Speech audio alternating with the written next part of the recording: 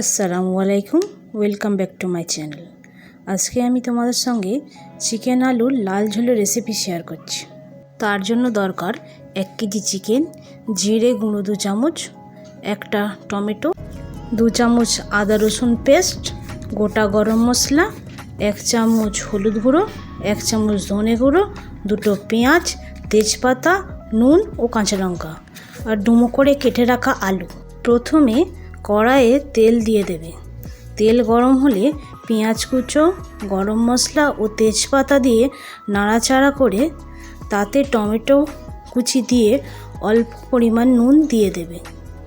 দেখবে যখন নরম হয়ে যাবে টমেটো আর পেঁয়াজগুলো, তখন আদা রসুনের পেস্ট দিয়ে ভালো করে কষিয়ে নেবে।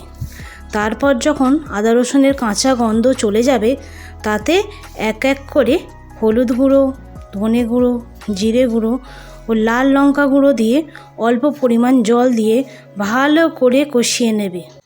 মশলা থেকে যখন তেল ছাড়বে, তাতে জল ঝরানো চিকেন দিয়ে মিশিয়ে নেবে।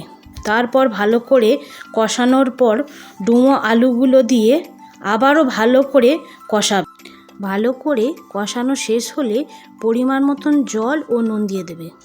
শেষে উপর থেকে মিট মশলা দিয়ে একটা ঢাকনা দিয়ে ঢেকে দেবে। 10 মিনিট পর চেক করে নেবে চিকেন আর আলু গলেছে কিনা।